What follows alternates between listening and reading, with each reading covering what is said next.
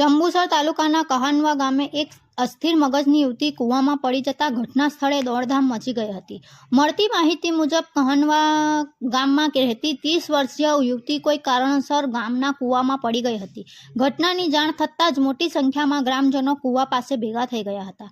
આ અંગેની માહિતી મળતા જંબુસર ફાયર વિભાગ દ્વારા તથા મદદ માટે ભરૂચ ફાયર વિભાગોની ટીમો તાત્કાલિક સ્થળ પર દોડી આવી હતી। બંને ટીમોએ ભારે જહેમત બાદ યુવતીને કૂવામાંથી બહાર કાઢી હતી। જો કે તે સમયે યુવતી મૃત હાલતમાં મળી આવી હતી। આ બનાવ અંગે વેડજ પોલીસે અકસ્માતનો મોત ગુનો નોંધી મૃતદેહને પોસ્ટમોર્ટમ માટે મોકલી વધુ તપાસ હાથ ધરી હતી।